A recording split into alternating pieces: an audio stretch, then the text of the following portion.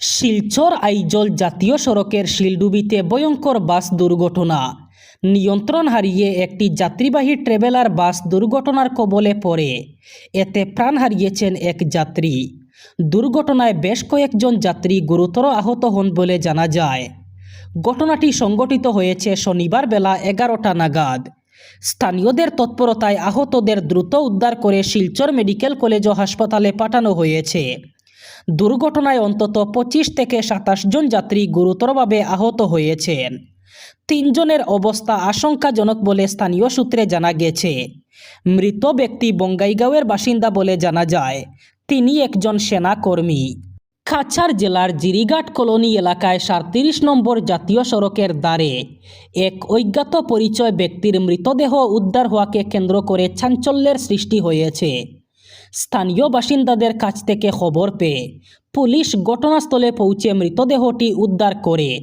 Police সূত্রে জানা গেছে, মৃত ব্যক্তির নাম পরিচয় এখনও জানা যায়নি। তার গায়ের রং শ্যামলা, উচ্চতা আনুমানিক 5.5 ফুট এবং বয়স প্রায় 25 থেকে 30 বছরের মধ্যে। মৃতদেহ উদ্ধারের সময় তার পরনে ছিল একটি বাদামি রঙের প্যান্ট এবং একটি কালো শার্ট। ঘটনার খবর পেয়ে লক্ষ্মীপুরের নির্বাহী ম্যাজিস্ট্রেটকে অবহিত করা হয়। পরবর্তীতে নির্বাহী ম্যাজিস্ট্রেটের উপস্থিতিতে মৃতদেহের উপর ইনকোয়েস্ট সম্পন্ন করা হয়। এরপর মৃতদেহটি ময়নাতদন্তের জন্য শিলচর মেডিকেল কলেজ ও হাসপাতালে পাঠানো হয়েছে। পাশাপাশি মৃতদেহ শনাক্তকরণের স্বার্থে 72 ঘন্টার জন্য হাসপাতালের মর্গে সংরক্ষণ করার জন্য অনুরোধ জানানো হয়। সামাজিক মাধ্যমে উস্কানিমূলক ভিডিও এবং ছবি পোস্ট করে জনশান্তি বিনষ্ট এবং সাম্প্রদায়িক সম্প্রীতি নষ্ট করার অভিযোগে এক যুবককে গ্রেফতার করেছে হাইলাকান্দি পুলিশ। ধৃত ব্যক্তি জেলার বাউয়ারঘাট 2 খণ্ডের বাসিন্দা জয়নুল উদ্দিন লস্কর বলে জানা গেছে। প্রাপ্ত তথ্য মতে জয়নুল উদ্দিন লস্কর এইচকেডি বাংলা মিডিয়া নামের একটি ফেসবুক অ্যাকাউন্ট পরিচালনা করতেন। ওই অ্যাকাউন্টের মাধ্যমে ধারাবাহিকভাবে এমন কিছু ভিডিও ও ছবি পোস্ট করা হচ্ছিল যা জনমনে উত্তেজনা সৃষ্টি করতে পারে এবং বিভিন্ন সম্প্রদায়ের মধ্যে বিভেদ ও অশান্তির পরিবেশ তৈরি করতে পারে। বিষয়টি পুলিশের নজরে আসার পরই তাৎক্ষণিকভাবে তদন্ত শুরু করা হয়। তদন্তে প্রাথমিকভাবে অভিযোগের সত্যতা পাওয়ায় পুলিশ আইন অনুযায়ী ব্যবস্থা গ্রহণ করে। এরই ভিত্তিতে হাইলাকান্দি পুলিশ মামলা রুজু করে এবং অভিযোগের ভিত্তিতে তাকে গ্রেফতার করে। অসমের মরানে জাতীয় সড়কের উপর নির্মিত জরুরি অবতরণ ক্ষেত্রর আনুষ্ঠানিক উদ্বোধন করলেন প্রধানমন্ত্রী নরেন্দ্র মোদী। শনিবার সকালে ভারতীয় বায়ুসেনার শক্তিশালী C-130 হারকিউলিস বিমানে করে সরাসরি এই ELF-এ অবতরণ করেন তিনি। অসম তথা সমগ্র উত্তর পূর্ব ভারতের ইতিহাসে এই প্রথমবারের মতো জাতীয় সড়কের উপর নির্মিত জরুরি অবতরণ ক্ষেত্রের উদ্বোধন হওয়ায় এই ঘটনাকে ঐতিহাসিক বলে মনে করা হচ্ছে। প্রধানমন্ত্রীর আগমনের পরই মরানের আকাশে শুরু হয় ভারতীয় বায়ুসেনার চমকপ্রদ এয়ার শো। একের পর এক যুদ্ধবিমান আকাশপথে দৃষ্টিনন্দন কৌশল প্রদর্শনের মাধ্যমে দেশের সামরিক শক্তির সক্ষমতা তুলে ধরে সুখোই, রাফেল, তেজস, হারকিউলিস সহ মোট 16টি যুদ্ধবিমান এই প্রদর্শনীতে অংশ নেয়। চূড়ান্ত ভোটার তালিকায় নাম থাকলেও নির্বাচনের পরে কাটা যাবে লাখ লাখ লোকের নাম। অবৈধ লোকের নিস্তার নেই।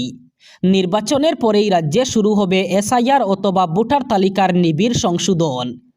এই বড় ঘোষণা করেছেন রাজ্যের মুখ্যমন্ত্রী হিমন্ত বিশ্ব শর্মা। তিনি জানিয়েছেন যে চূড়ান্ত ভোটার তালিকা রাজ্যে প্রকাশিত হয়েছে। এই তালিকায় এখনও পর্যন্ত অনেক ভুয়ো লোক আছেন। নির্বাচনের পরেই যখন রাজ্যে SIR আসবে তখন এই ভুয়ো লোকেদের নাম কাটা যাবে এবং এই সংখ্যাটি হবে লাখের উপরে। সেই সাথে মুখ্যমন্ত্রী ডক্টর হিমন্ত বিশ্ব শর্মা আগামী 16-17 ফেব্রুয়ারিতে নির্বাচনী কর্মকর্তারা আসলে বিজেপি তাদের প্রথম প্রার্থী তালিকা ঘোষণা করবে বলে জানিয়েছেন মুখ্যমন্ত্রী। স্বাধীনতার পর প্রথমবার বদলে গেল প্রধানমন্ত্রীর দপ্তরের ঠিকানা। সাউথ ব্লকের ঐতিহাসিক ভবন ছেড়ে প্রধানমন্ত্রী নরেন্দ্র মোদী পা রাখলেন নতুন দপ্তরে। সেন্ট্রাল বিস্তা প্রকল্পে তৈরি নতুন প্রশাসনিক ভবনের এক্সিকিউটিভ এনক্লেভ 1-এর সেবাতীর্থ 1-এ প্রধানমন্ত্রীর ওই নতুন দপ্তর তৈরি হয়েছে। শুক্রবার সরকারিভাবে ওই ভবনের উদ্বোধন করলেন প্রধানমন্ত্রী।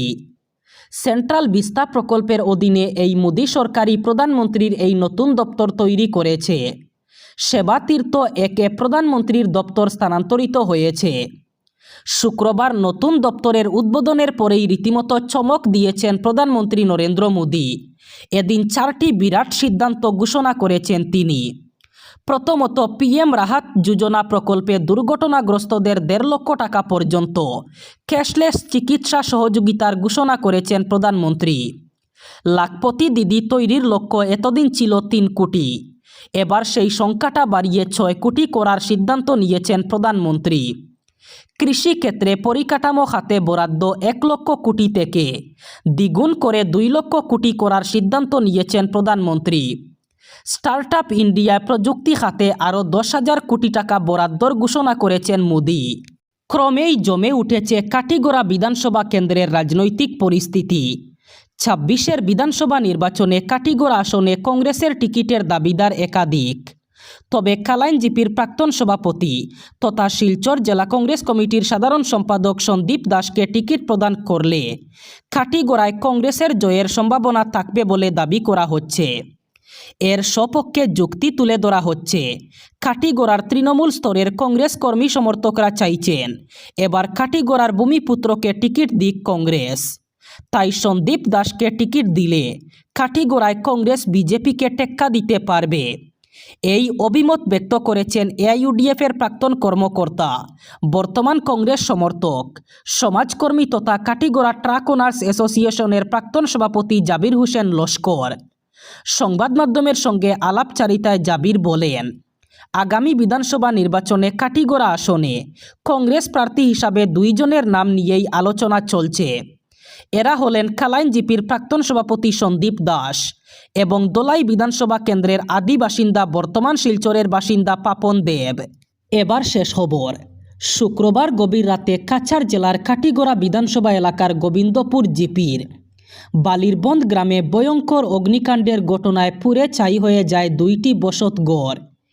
এই ঘটনায় কয়েক লক্ষাধিক টাকার ক্ষয়ক্ষতি হয়েছে বলে জানা গেছে। ক্ষতিগ্রস্ত পরিবারের সদস্যরা হলেন গ্রামের বাসিন্দা আব্দুল মনাফ ও আব্দুল আলী। আগুনে শুধু বসতঘরই নয়, ঘরের সমস্ত আসবাবপত্র, মূল্যবান সামগ্রী এবং গুরুত্বপূর্ণ নথিপত্র পুড়ে ছাই হয়ে যায়। পাশাপাশি আগুনের গ্রাসে পড়ে মৃত্যু হয় 15টি হাঁস, 20টি মুরগি এবং 6টি ছাগলের। পরিবারের সদস্যরা শুক্রবার রাতে হঠাৎ আগুন দেখতে পেয়ে চিৎকার শুরু করলে প্রতিবেশীরা ছুটে আসেন এবং আগুন নিয়ন্ত্রণে আনার চেষ্টা করেন। তবে আগুন দ্রুত ছড়িয়ে পড়ায় স্থানীয়দের পক্ষে তা নিয়ন্ত্রণ করা সম্ভব হয়নি। ঘটনার খবর পেয়ে দমকল বাহিনী 2টি ইঞ্জিন ঘটনাস্থলের উদ্দেশ্যে রওনা দিলেও উপযুক্ত রাস্তার অভাবে ঘটনাস্থলে পৌঁছাতে পারেনি। ফলে মুহূর্তের মধ্যেই আগুনের লেলিহান শিখায় 2টি বসতঘর সম্পূর্ণভাবে পুড়ে যায়।